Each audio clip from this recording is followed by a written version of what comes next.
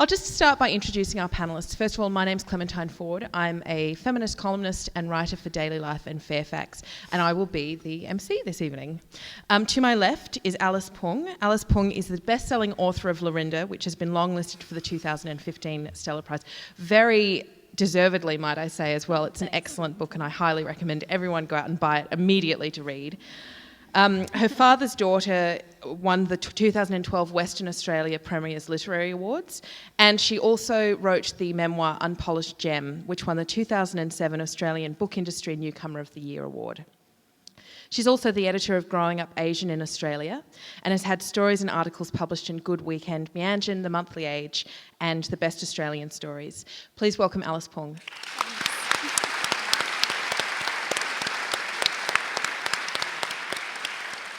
In the middle, we have Karina Quinn, who is a Melbourne-based poet, writer, spoken word performer and researcher, and is the managing editor of the interdisciplinary, peer-reviewed Gender, Sexuality and Diversity Studies journal, Writing From Below. She is also the 2013 Hairhole Grand Slam winner. She writes about birth, breastfeeding, surgery, sex, trauma, tattoos, scars, and everything in between. When she's not writing, Karina works as a sign language interpreter, where her body still gets to tell stories, just not on a page. Please welcome Karina.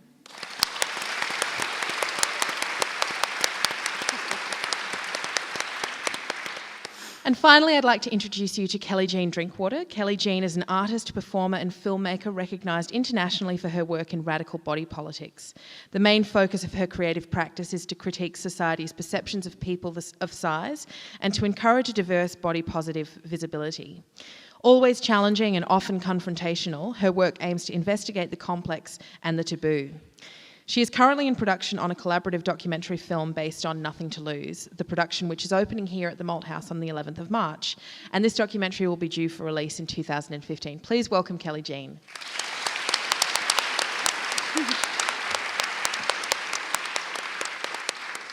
Now, I'd just like to issue a standard kind of disclaimer before we begin this discussion. We talked about this a little bit up in the green room, and that's just the acknowledgement that even though we're four women here who represent very different kind of backgrounds, we certainly are not aiming to represent everyone's background, and we don't all represent the individual kind of brackets that we come from either. So we acknowledge that there's a lot of diversity to this topic. Not everything that we say will be the experiences of everyone else out there, and not everything that we say will necessarily be things that people agree with, but that's okay. We're just here to have a discussion, and we just wanted to acknowledge that from the outset, that we understand the limits of how far this discussion can go with only four people here. So I'd just like to begin by asking Kelli Jean just to give us some background on Nothing to Lose, because that's what really prompted this whole discussion tonight. Yeah, so Nothing to Lose is a dance theatre piece that I've been working on for the last 2.5 years with Force Majeure and Kate Champion. So they're a Sydney-based dance theatre company. And Nothing to Lose is a dance movement piece that is a cast of undeniably large bodies, exploring what it means to move and to physicalise and dance in a fat body. So we've just had an incredible sellout season in Sydney at Sydney Festival, and I've been in Melbourne for the last 5 days rehearsing down here, and we're bringing the show here in like 10 days or something like that, and we're in this very theatre. So, it's a show that investigates the fat experience. It's movement-based, but it's also, we look at all sorts of facets of what it means to be living in a fat body. I think that there's obviously a lot of scope for discussion around the perceptions of beauty and bodies, and obviously very conventionally attractive bodies are a very limited kind of body type, and fat bodies tend to exist or be perceived to exist outside of that. But one thing I wanted to ask you was the perception not just of the beauty of fat bodies, but the perception that fat bodies cannot be athletic and cannot dance and cannot move in a way that other bodies can. And clearly you challenge that. Yeah, I mean, the very nature of the show is so controversial that, when you say sort of a show with fat dancers, people kind of stop and give you an eyebrow.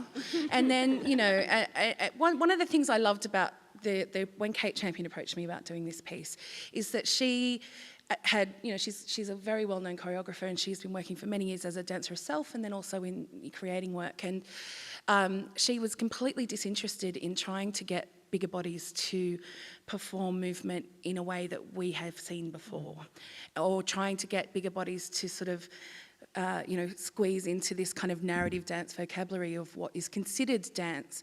She was really interested in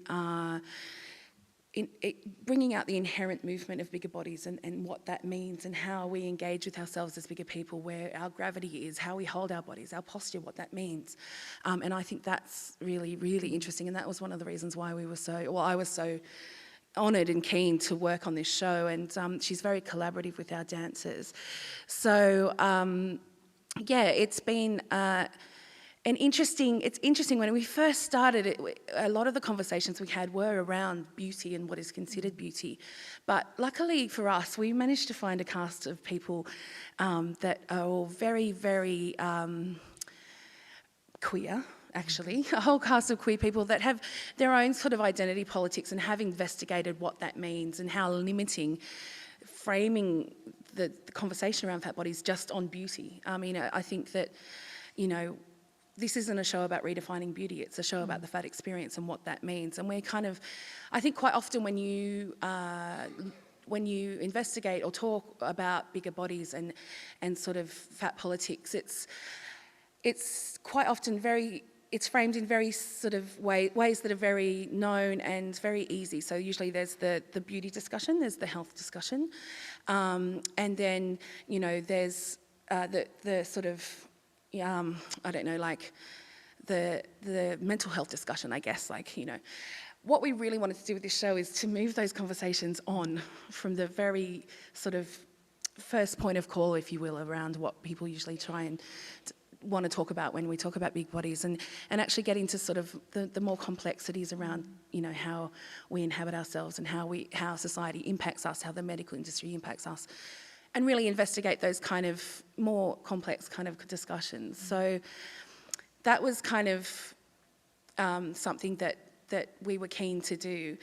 And it's interesting because it's had such a resonance in the dance community, though, which I think is really great, because I was expecting a lot of resistance from what people considered dance communities. And, I can now say that I'm a professional dancer, which is kind of hilarious, and also something I never ever thought I could say ever, but I say it often now, which is really funny. But I think that is what's exciting to me about this work, is that we're actually challenging what a dancer's body can look like, and all of the sort of implications of that. So, yeah. Yeah, and I think that's really interesting, because obviously the theme of tonight's discussion is about the language that we use around bodies and the stereotypes of what that language kind of throws up for people. So when you were talking and you mentioned dancer's body a couple of times, and I thought of how, particularly in my own experience, I grew up, I was always very kind of big-boned, and I never felt like there were options for me outside of this kind of body that I had. And when I think of the term dancer's body, I think of someone very lithe and long and slender, and a sort of an option that is completely off limits to me. So in challenging the idea of dancer's body, and in also saying that the focus of your work is really not to redefine beauty, because that does seem to be where a lot of mainstream attention on fat activism projects seems to kind of fix itself on, and actually just saying, well, no, this is about humanising and offering a deep three-dimensional perspective, regardless of whether or not you think I'm beautiful or not.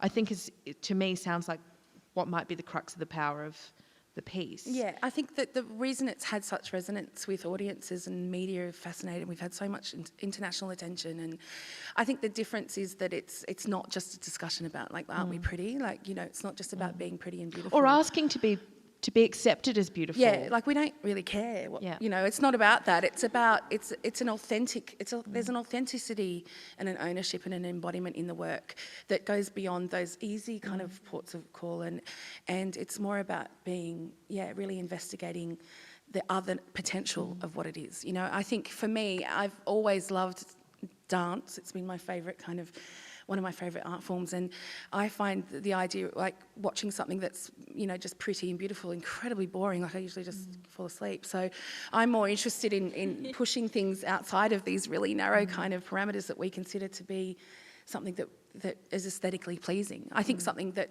is incredibly, what would be considered grotesque is more aesthetically pleasing and interesting to me as an artist than what would be considered beautiful. So, yeah.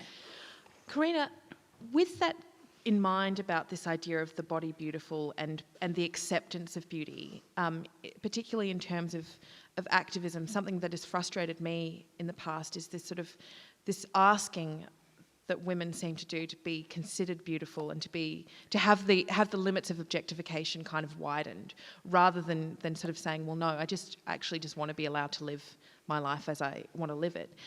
Is there a liberation in being a queer, quite unfemme, I don't know if you identify as butch, but is there a liberation in being able to kind of exist outside of that?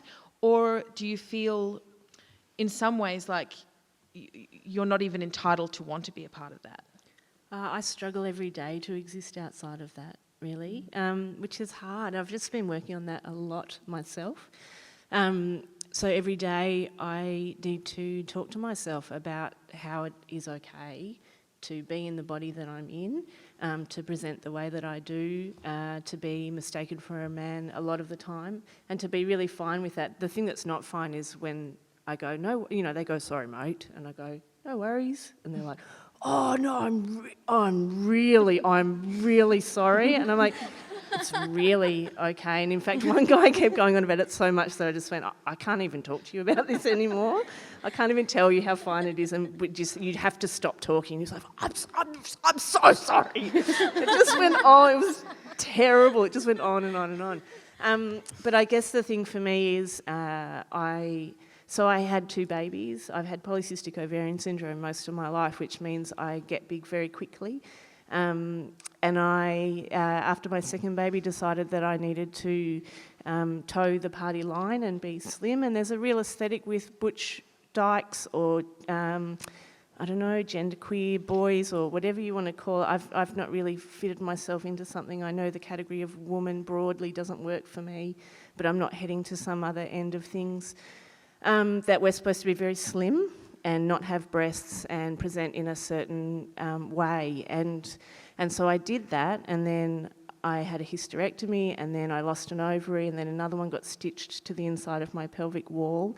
And that happened over the 3 years I decided to write an autobiography of my body.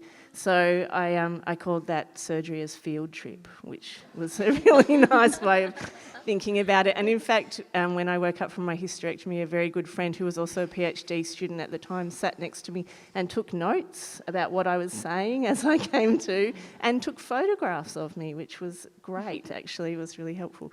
But what happened from that is that I then put on weight again, and then had doctors tell me I had to go on meal replacements, and I had to lose lots of weight. And I've just come to, I don't have to lose weight to be okay in the world.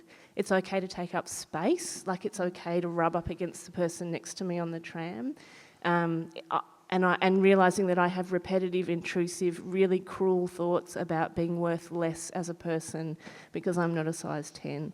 And that shits me to tears. And I grew up with lesbians. Like, I grew up with these amazing kind of out there, strong, hairy-legged, Amazon-type women in the 70s and 80s who just went, we're not doing that. And I still managed to take all of those messages from the world and from the world that I live in and decide that it was not okay to present the way that I am. So that's been a big deal for me lately. Thank you. Thank you.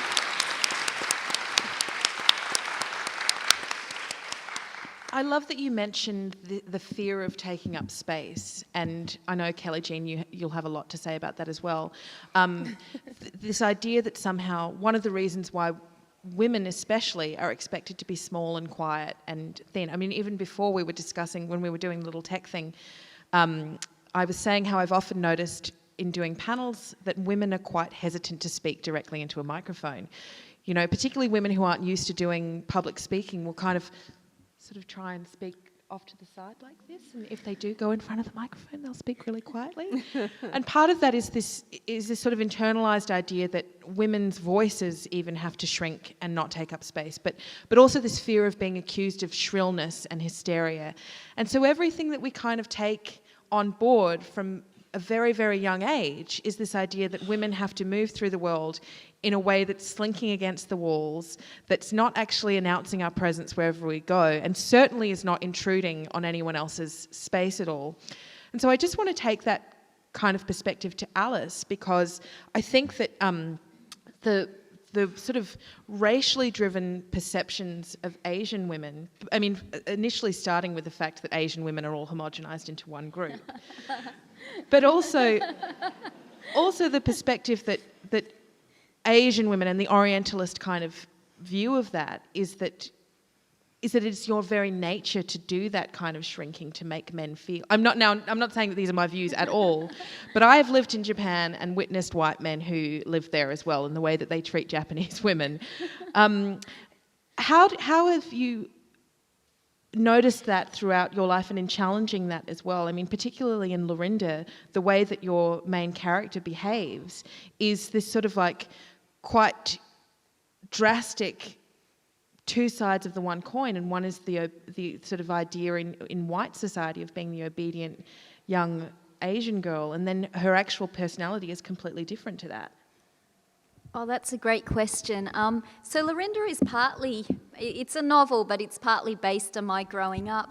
I'm going to tell you an interesting story that happened to me recently, which relates to this and relates to the main theme of Lorinda, which is a lot of people pick up on the race theme, but it's got a lot to do with class, and a lot of my gender has to do with class as well.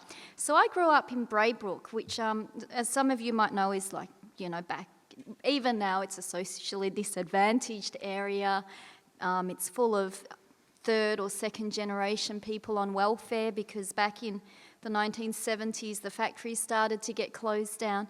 But anyhow, my husband and I, a couple of months ago, we went to Bunnings warehouse to just get some things for that we needed, some pipes. And when we walked back to our car, we parked it in the car park, and there was a little sheet of paper on the windscreen, and I thought we got a fine, but then I thought, no, we can't get a fine because we're in the Bunnings car park. And so, you know, he picked it up and he opened it, and I said, what is it? Is it like a nightclub advertisement or something? And he said, I'm going to check if the other cars have this too. And I said, what is it? And so he went around, because I'm pregnant, I sat lazily in the car waiting for him to come back. And he came back and he said, I can't believe this. And I'd never seen him quite upset like this before. He's usually pretty chilled. I said, what is it? And I took it from him and I opened it up. And it was a picture of a white girl and a black boy seen through the barrel of a gun with a cross through them. And it said, stop race mixing. And I thought, whoa, that's pretty, that's kind of, you know, look, I'm not sure if my reaction was bizarre. I thought, that's pretty funny. And he didn't find it funny. I said, there's a crazy person that just saw me visibly pregnant, and he must have a whole stack of these. He must have stop race mixing, stop queer marriage, stop Jewish people. Who carries this sort of stuff? It was crazy. But I didn't feel threatened. I didn't feel like some crazy person would come out, because it was a cowardly thing to do. They didn't tap me on the shoulder and say, hey, you, get an abortion. I don't like mixed caste people. You know, that was the point of this, stop race mixing. So anyhow, I talked to my friend Maxine Benaber-Clark, who is a writer of Jamaican descent. And I thought she'd find it funny too, but she said, this is horrible. What kind of person goes around sticking this on car windows? And then I realised that my reaction was kind of bizarre. And it wasn't either, because I thought, wow, I've not had this for many years. I've not had someone be so overtly racist towards me. Because growing up in Braybrook, you get that kind of thing a lot. So when the Southeast Asians and Samoans started moving into the Braybrook in the late 1970s and 80s, Braybrook is very proudly working class. It's next to Sunshine, where the minimum wage decision, the harvester decision, was decided. So it was a very proud working class neighbourhood until the recession of 1983. And then so many people lost their jobs. And you didn't see many people of colour on television. You saw them in the newspapers. They looked like my uncles, and they were all drug dealers. My uncles weren't drug dealers, but, you know, you saw Asian mugshots. And so people started to worry about these Asians coming in, because no factory jobs for the poor boys who finished at Toddy Tech at the age of 16. All of a sudden, all these yellow and brown people moving in, they must be stealing jobs. So you did get, I'm afraid to say, this kind of outward hostility. So it wasn't a abnormal thing. Even when I was about 6 or 7, someone chucked a rock through our window, and my dad, you know, he just pulled down the blind, and instead of fixing the window, he said, oh, you know, we'll have some shade. I didn't realise why he did that. He probably didn't want to draw attention. But we never felt unsafe or threatened. It was the way life was. You had the Bogans, and beneath them you had the Bogasians, the Bogan Asians, which were us. So I never felt particularly attractive because people like us were mail order brides, or, you know, you had, because there were Filipino neighbours, and so you were like the lowest of the low. And then when I went to university, suddenly my popularity skyrocketed completely beyond my control, because you had people going to Japan, like the men you met in Japan, people going to Indonesia, you studied intersectionality, you studied gender politics and, you know, Southeast Asian politics. And I thought, hey, people are finding me quite cool, and that has nothing to do with me whatsoever. So anyhow, it doesn't. I was still the same person when I was growing up in Braybrook to when I was at university. Nothing had substantially changed about my interior, but everything had changed, you know. And so what I realised was I didn't feel a threat from this Stop Race Mixing poster. And this sounds so arrogant, because I felt like, you know, I'm a writer, I'm speaking on this panel. That poor person who does these posters probably, you know, doesn't have much of a voice, probably Googles American Southern racist websites where they found this, because that's where it was from, you know. It was from a museum in the deep south, and that was where the poster is from, and it was a museum. A museum. Well, website on racial purity, there are still people who believe in that kind of thing. So they're just slightly crazy people, but the further I got through university, the more I realised that the racism that affected me a lot more was kind of middle-class racism, and that was because it was so tied in with gender. And there's a certain kind of femininity. People say, oh, Southeast Asian people or Muslim women are so oppressed. But, you know, you grow up in Braybrook, and Muslim women at home, they whack their brothers with brooms, and they're quite... You know, my friends were very loud and outspoken, and the further I got through university, I went to law school, the more you realise that, hey, maybe white Western women with all these media images, this idea of femininity was probably more oppressive than the kind of womanhood I grew up with at home with, you know, my mother. And I watched this SBS show called If You Are the One. Some of you watch that. And you think, hey, you know, the Chinese women are quite feisty in that. Thank you, Alice. That was a fantastic response. And it's made me think about, you know, particularly in your reference to this sort of like underhanded middle-class racism, that you would have been a teenager throughout the Hanson years, Pauline Hanson, and having someone decide so publicly that they know exactly what your experience is obviously the experience as well of a lot of Muslim women now, particularly with commentators who've decided that they know exactly what their experience of life is. But everyone on this panel would have had that experience of other people not from their world deciding that they know what their life is and speaking for them. I'm just wondering if, Kelli Jean, if you can kind of speak to that, particularly in terms of the couching of really just fat phobia as, oh, well, we're just very concerned about their health. Yes, so I mean, it is something that I think we all, as I mean, I'm speaking from my own experience, but you know, I think that as bigger people, as fat people, we are bombarded constantly with what we call compassion trolling, which is the well-intended meaning of people who are just really concerned about our health. Or just really concerned that we're never going to find true love or happiness, or that we're just going to drop dead any minute now. And, you know, so that's something that happens often. But, I mean, that's the kind of more polite, insidious kind of commentary that we get and judgment around our bodies. But, you know, one of the things that still, constantly overwhelms me is how obvious and really quite...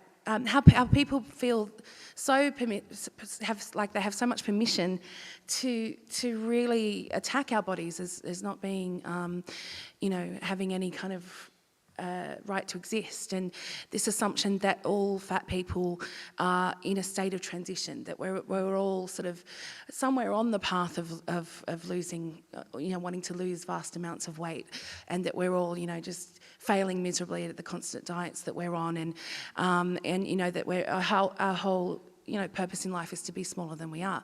And I think that's something that's really, really fascinating to me, because it really kind of, it's so insulting. It's so insulting to intellect and to experience and to, you know, everything that we have to offer as human beings, regardless of the shape that our bodies are in. And I think that's something that bowls me over constantly, that it's still such a loud voice in especially mainstream media and in the way that you know, people discuss bodies. It's still, you know, people are unapologetically, you know, fat hating still to this day. And you know, I think most people kind of know that they probably shouldn't be racist, and most people know that they probably shouldn't be homophobic.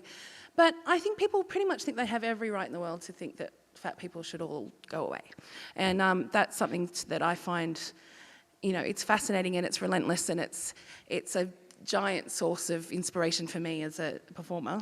Well, even to the point where, you know, in any sort of article about plus size fashion, and I really hate the term plus size. Me too. And I wanted to talk to you about the labels that we give to sort of, how labels like plus size and curvy are really designed as a way to take the fact out of what being fat is, that fat actually shouldn't be a descriptor that means anything other than fat.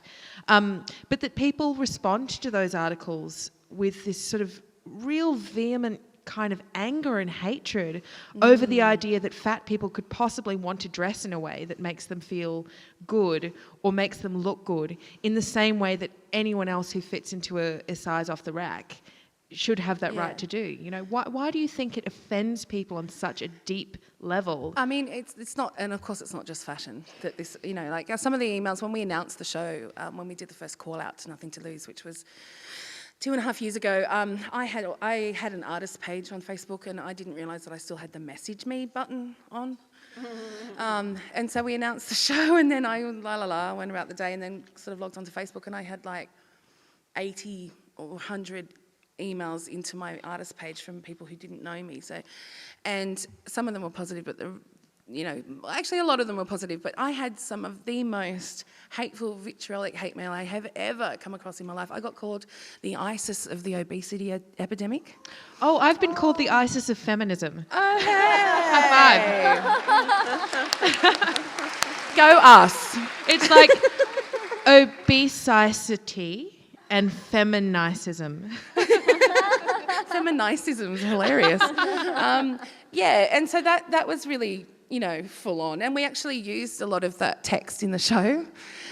So sucked in whoever wrote that. But they're probably not going to see the show, unfortunately.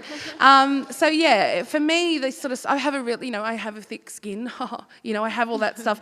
I'm used to it. It doesn't affect me like it did. I'm pretty tough. So I just go, great material. You can't write, you know, couldn't pay to write this shit. This is amazing.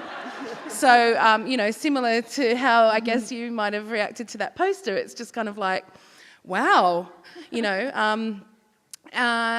But it's interesting, like, when you talk about this idea that people see fat bodies because we're so visible, you know, we're visibly fat people, that it seems to give people permission and they think that we're public domain and that everybody has the right to have an opinion around a fat body. Particularly fat women's bodies. Particularly fat women's bodies, but also, you know, particularly around women's bodies, but I have experienced through the making of this show specifically, the fact that when we did the call out, how we worded that call out to audition for this piece was incredibly interesting. We could write a whole thesis on the call out actually for this show, because we wanted to invite people of size, fat people.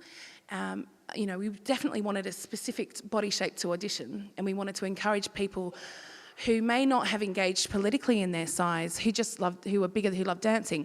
We didn't want to offend people. We didn't want people to feel put off by just saying, we want fat dancers. Like, if I saw something that said, I want, like, audition for fat dancers, I'd be like, what is this, like, you know, that show that came out called Dance Your Ass Off, which was about being an amazing fat dancer, but you only won if you lost the most weight. It was like, yeah, we're amazing fat people, now get on the scales.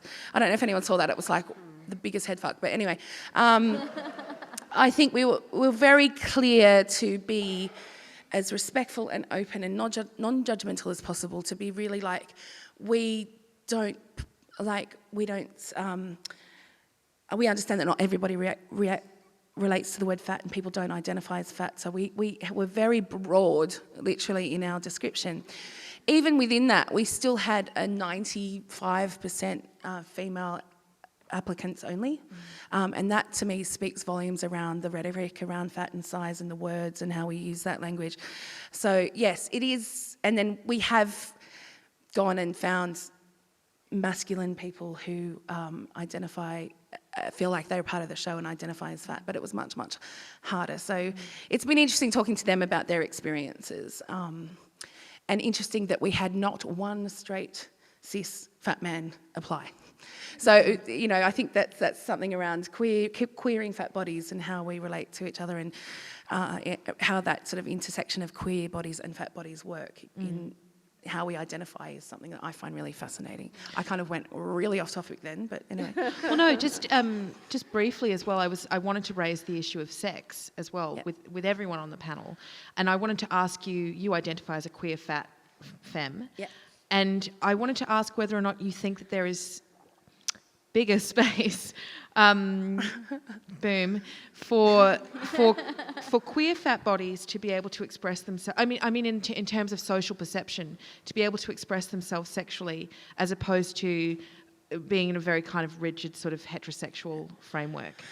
Yes. So there is. I think that, you know, when I really started to investigate body politics and fat politics, it was when I came out as a queer femme.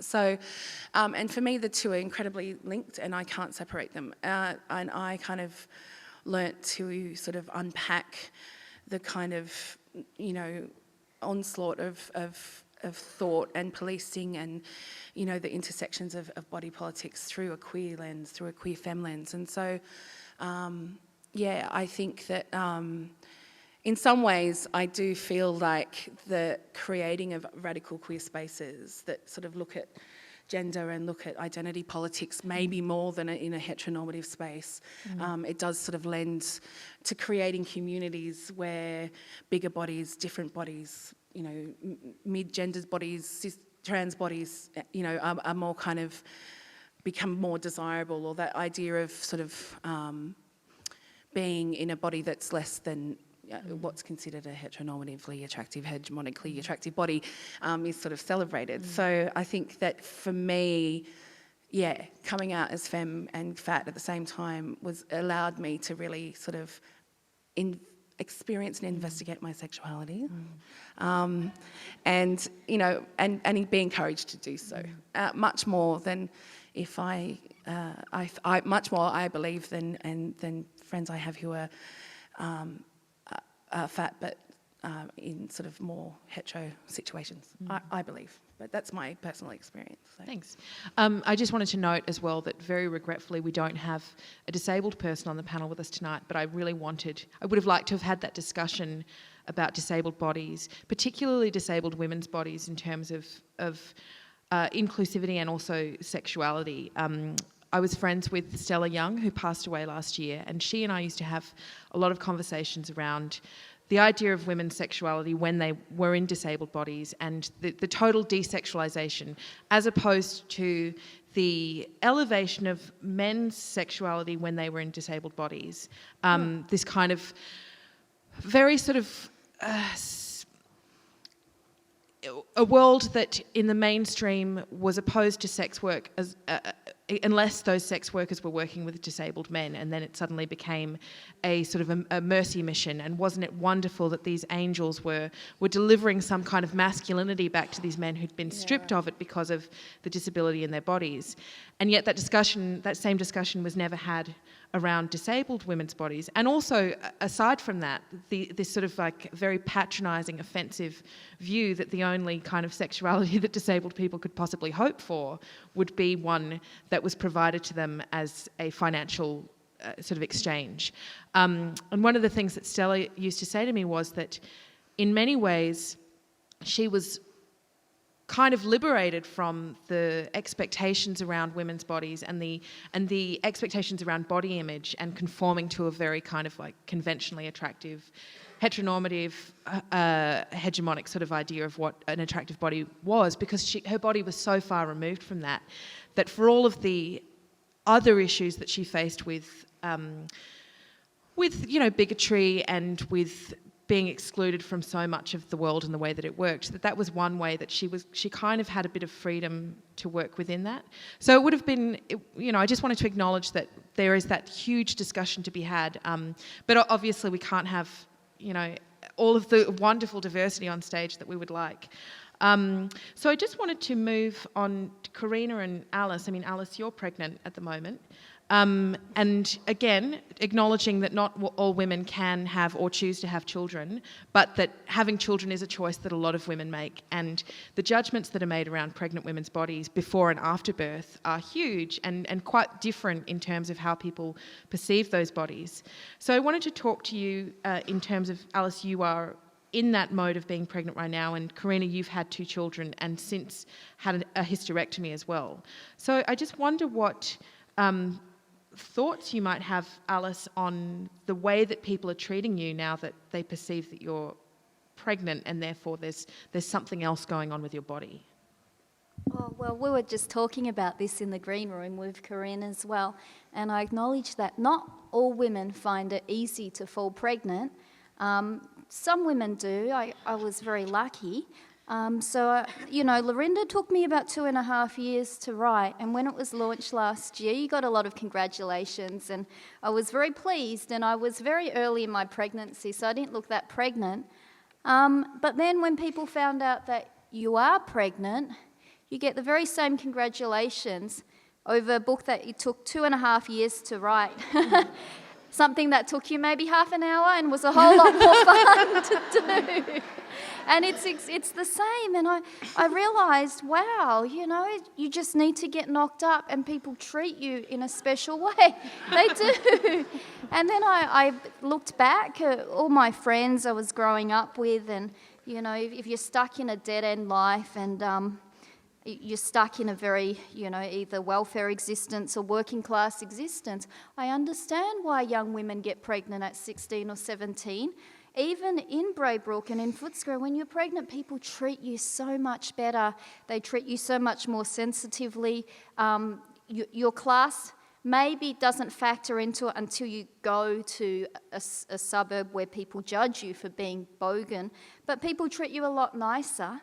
And it's a completely different matter if you're 16 to 18 and your baby's born. Then they say, oh, look at you, welfare queen. But before that, a pregnant woman is always called beautiful. A pregnant woman is always, seen in a very special way. And it was when you're in the first 3 months, feels like a parasite. So you're really sick. You smell everything. I'd go to work and I could see who did a number 2 in each toilet cubicle purely by the nose, you know. It's terrible. But people expect you to, they'll say, look at you, you're glowing. And I think, oh no, I'm sick. And then the midwives will say, you can't call your baby a parasite, or we'll send you some. They take it really seriously, which is a wonderful thing. They take, postnatal depression, and you have prenatal depression, which I didn't think I had. So, but you're just not meant to refer to. And at one point, it does feel like an egg, a tennis ball. My husband felt it and thought, ew, it's disgusting. I used to say I was like Sigourney Weaver. When I felt it moving, I was really convinced an alien was just going to shoot out from there.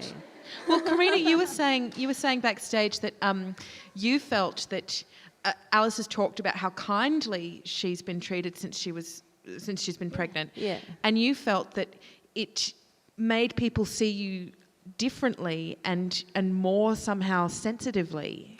Yeah, it did, but I just remembered a really good story, actually.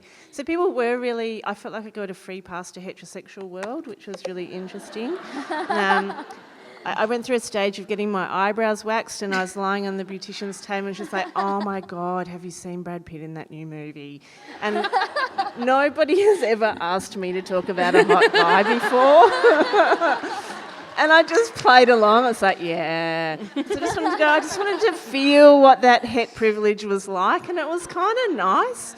I just didn't feel, there's a certain level of just feeling a little bit freakish when you're with beauticians, but maybe all people feel that. Yeah, we all feel that. You all feel that, yeah. Good. I'm so glad about that. I've been feeling awkward on beauticians' beds since I was 13. Anyway, so I was in a doctor's surgery and I've got some RSI stuff, and I had to go for a work cover thing. It was in Little Collins Street. There was lots of gold everywhere, old white guy in a suit, and I was quite pregnant with my first baby, and he was like, okay, and blah, blah, blah, and obviously you're pregnant, yep, and what does your partner do? I go, my partner, blah, blah, blah, and dropped a female pronoun in there, and he just went, well, how did you get pregnant? And I kind of was like really deeply shocked, and then going, my next work cover payment depends on how I treat this situation, right? So and afterwards, you have all the good responses, and I wish I'd said something like, obviously it was the Immaculate Conception. I'm sorry, have you not been to medical school? So, so there's a sperm and there's an egg, and and I just kind of did a sort of, I really don't think that's any of your business. And he went, oh, and then was extra nice to me after that.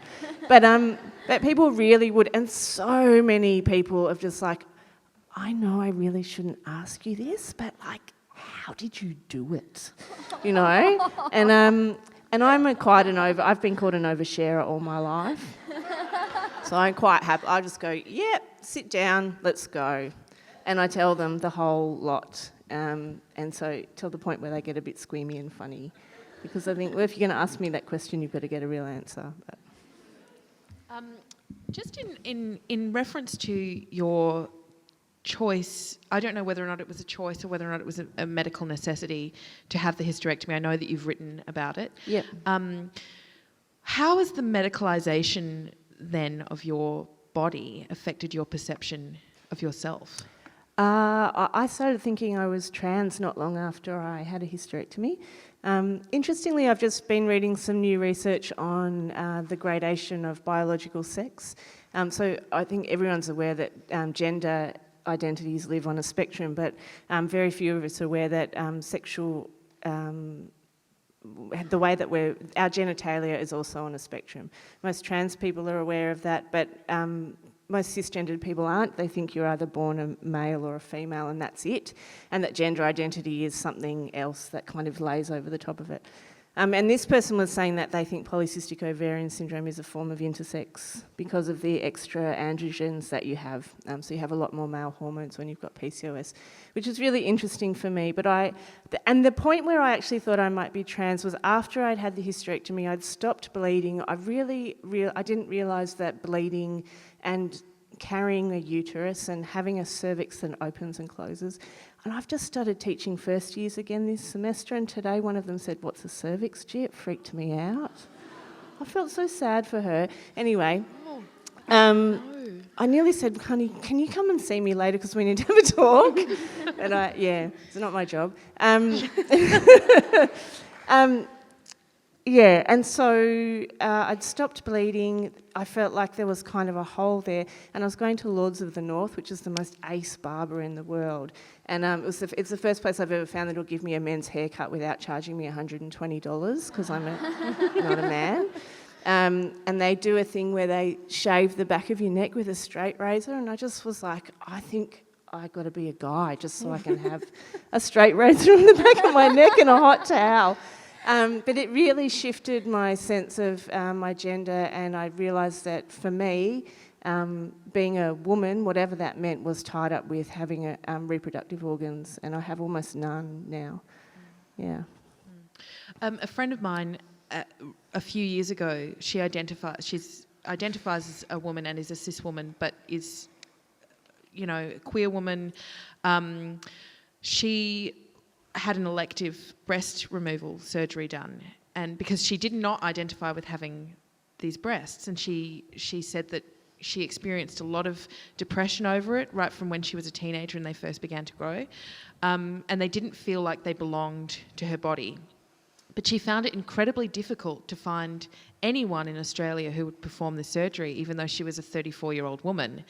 And the only way that they would consent to do the surgery was if she signed that she and had actually started taking testosterone and was going through a transition process, because the only way they would agree to remove her breasts was if she identified as being a man. And she ended up getting the surgery done and had it done in America with a doctor who's sort of considered quite progressive there, does a lot of these kind of surgeries, particularly for people from outside of America. But even then she had to undergo a psych assessment in order for him to be able to go through with the surgery. And the doctor that she was dealing with in Australia sort of really kind of pushed this, but you must be trans because you don't want to have breasts, line with her. And she's like, no, I still identify as being a woman, I just don't identify with the breasts that I have. And he ended up saying something to her along the lines of, you know what, I'm going to give you the permission because I like you. Which she was obviously huge, almost had a similar experience that you did with your doctor, where she was kind of torn between saying, that's one of the most unprofessional things I've ever heard, and also I need this consent because I need to have the surgery done so that I feel like I am at one with my body. And the thing that she said to me in all of that, and all of that is shocking enough, but the thing that she said to me that really drove that home for me, this idea of the rigid kind of parameters of what women's bodies should look like, and that's from both a cis and trans perspective, is that she said, as a 34-year-old woman, I was not trusted to be able to make a decision about whether or not I wanted breasts. But if I were a 16-year-old girl, I could go and get breast augmentation surgery done without the consent of my parents. Yep. Because having breasts is considered to be so central to the experience and identity of womanhood, and not having them means that you must be something else. Mm-hmm. Anyway, we're just going to go to questions now from the audience. I'm interested to know your thoughts on all of the Love Your Body campaigns and the lingerie campaigns that come out with full-sized women and different figures, and whether you think they're great because they celebrate all different shapes and sizes, or if they potentially do more harm than good. Kelli Jean? Yeah, I mean, I think that I have a love-hate relationship with that idea of that kind of advertising. I'm very sceptical around where that's coming from, and also I think that there's quite often a lot of those campaigns that celebrate the wonder of the human form actually mean we celebrate cis white women who fit between a size 8 and a size 18 at the best. And I think that, you know, when people talk about body love and size positivity, specifically, it's within a very white, you know, heteronormative context of what that means. And also, it's also what we call, I don't know who the collective we is, what people and sometimes I call as small fatties. I am a very large fatty, and I think that it's interesting because you actually brought up earlier when we were talking, Clementine, about Tess Munter. I don't know if you guys know who Tess Munter is, but the idea of this woman who is a model, she's just been signed to a mainstream modelling agency in the States. I think it's Elite. I'm not sure. Elite models, right? Yeah. So like the big time, pardon the pun. And it's been so controversial because she's a big fatty. She's a big fatty. She's my size or thereabouts. And you know, people are just outraged. But I think what's interesting about that is that only now are we sort of seeing actually like plus size bodies. Outside of what is considered, you know, I mean, if you think about in terms of fashion and dress size, you know, plus size is considered a size 18. Quite often plus size models. Plus size is considered Robin Lawley. Yeah, that's right. But I was just going to say, like, 12. Yeah, so quite often plus size models are size 12s, but they've got big tits. And, you know, I'm a size 26, 28, and, you know, those sort of bodies, although helping some people, they say nothing to me. Not that there's anything wrong with having that body. God, that sounded terrible. I don't believe there's any wrong way to have any kind of body, but it doesn't say plus size or body diversity to me. So I think that although the intentions might be good in those kind of campaigns, I think they fall very short of the mark of what it could be to be body inclusive and body diverse. I don't think I'm yet to see something that really says that to me, really, in terms of a commercial context. There's definitely art projects that are, and photographic projects that come from people who do have a real sense of what body diversity means and trying to be as inclusive as possible. I just don't think they have a commercial sort of marketing. They come from a marketing space, if that makes sense. And I think that that's an important differentiation to make as well, is that a lot of those campaigns are really there to sell products. Yeah. And so they're sort of exploiting the language around body positivity while not actually really testing the bounds of it. I mean, a perfect example of that is that song All About That Bass, which every single person in the street sings to me constantly, and all of my mother's friends sent me a link to, which I thought was very dear. But if you listen to that song, what that woman is actually doing, she's quite small and white and blonde, and oh my God, we could talk for 45 minutes about how fucked that song is, but and the video. But what it's essentially is saying is that it's not about celebrating body diversity. That song's actually about shaming thin people, which is totally counterintuitive if you're going to talk about body politics and radical body politics. You know, I don't do what I do and present myself in this way in order to shame anybody. That's not my motivation, and I really find that strange when people come from that perspective. I don't like to, you know, I wouldn't like to think that is something that should be celebrated, but people really think that song's like this amazing pop song about like body self-love, and I'm just like, have you listened to the words? Like, and all of that. Sorry, Karina. That's right. Those ads get shared a lot on Facebook. The Love Your Body, and that exhortation to women, and it's always to women to love their bodies, is assuming that we don't already love our bodies, and that someone else or a company has to give us permission to do that. That's right, and it's also self-congratulatory, and it's like, aren't we amazing because we noticed that there was someone that wasn't a size 8, and now we're going to tell you to love yourself. It's like, because you kind of look like them, but you actually really don't at all. If you want to have body diversity, dude, have body diversity. Don't make a big song and dance about and it. Also giving permission to people to love their bodies. It's really interesting that there's also been you know, some stuff written lately about how when women actually say, but I don't feel like I need permission to love my body, I already love my body. think pretty highly of yourself, don't you? Exactly. Or Ooh. it's and Bit up also yourself. like it's kind of this thing of like that loving your body is this destination, and then once you get there, you're fine, and But like you're never going to ever go anywhere else. And like I think that's completely unrealistic to think that like people, you know, apart from being like you're so brave and where do you get your confidence from, and you know, wow, people are often just assume that I don't have any kind of oscillations around my relationship to my body as a fat activist or as a unapologetic fat person. And I think that's really, you know, that's really it's unrealistic, and it's also silencing to the kind of realities that we all have living in this world where all of our bodies are under constant scrutiny. I think it's important to talk about the need to love yourself and have this like respect and honouring of who we are and all our glorious, wonderful diversity, but also to acknowledge that it's not a steep incline and then you get to the top and you're fine. It's like you constantly have to engage with yourself and where you are in the world on an hourly basis. You know? And that also comes back to the idea of redefining beauty, that redefining beauty is always defining it in terms of how heterosexual men view women. Yeah. You know, that this idea that you should love yourself is never about anything other than that you should welcome an admiring male gaze on your body, you know, and that hey, it's great because we've just widened that objectification out now, so that everyone can be a part of it. You know, it's why you hear things like, oh, well, men like women with meat on their bones, or you know, or only dogs like chewing bones. I mean, the whole thing is about this real kind of shaming and elevating women above other women for this sort of like reward of male attention. Yeah, and it just lets the chubby chasers like run amok as well. Lady in the middle. In and of itself, a bit of a. Anyway. I just wanted to throw into the discussion the idea of body hair when we talk about bodies, and that's like everyone has hair everywhere on their body, and it's quite controversial, especially for women, I guess, to take ownership of body hair, really. And I just wondered what your thoughts were. Alice.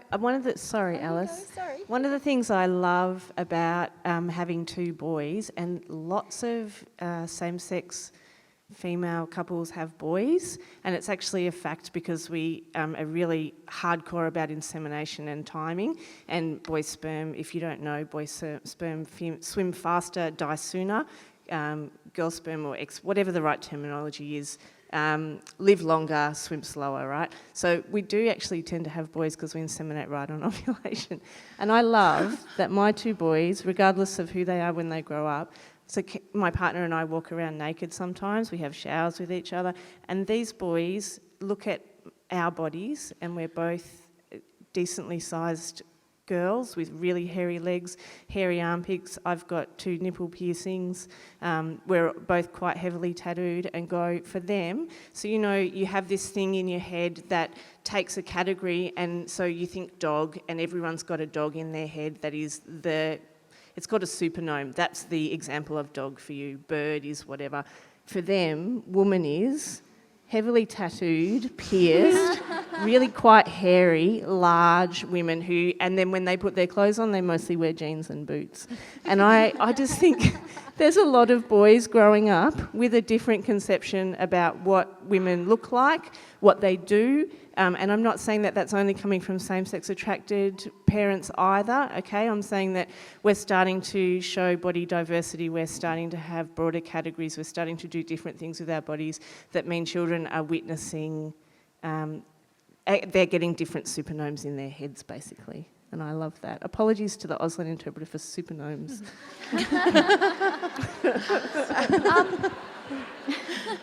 This has been really interesting. It also relates to the first question where you asked if we saw ourselves in, you know, media campaigns about loving yourself. Now, it's very problematic for a woman like me before I was pregnant, as with quite a few Asian women I know, we have fewer, our body hair is a lot less. And secondly, before I was pregnant, I had the body of a 12-year-old boy without a dick, you know. I was very flat-chested, very small. And I thought, do I want to see this small person represented? Because there are lots of creepy, pedophilic people out there, you know. It's so you have this thing where In Australia, I buy all my underwear from Target, from the kids section, the 12-year-old kids section, and it's great because I can get a pack of 10 for $10. And then you go to Asia, and everything is padded. You got, what do you call it, bras with 2 soup bowls, cups there. And so there's this idea of femininity in Asia that replicates this white, cis, heterosexual femininity to the point of getting blue eye contacts, whitening your skin, and looking like an anime character, which is an Asian man's dream of what a white woman looks like, and they expect Asian women to replicate that. So it's very interesting. Do you experience discrimination in the queer world? If so, what impact does it have on you? Do I experience discrimination in the queer community? In the queer community? Yeah. If so, what impact does it have on you? Not particularly, Tom. Not particularly. I don't know. Maybe I just hang out with really awesomely cool people, and that's it. Yeah, and I'm not saying queer community is a Shangri-La where everybody loves each other divinely and is ultimately accepting, because I've had some really shit times in the queer community. But at the moment, and I turned 40 last year, and I think I just got sick of hanging out with people who weren't very nice to me. So, yeah, I hang out with good people now, and that doesn't happen. Sometimes I get weird things on my website, and that's not queer community, that's just random people being random. And I just try not to cry. I cry very easily. So I know, I'd love some of your thick skin, actually. Oh, I cry all the time. So I part of... Okay. I'm like, I'm fine, fuck you. We're going to have to very, very sadly bring it to an end there. But could you please just join me in thanking the panellists, Kelli Jean Drinkwater, Karina Quinn, and Alice Pung.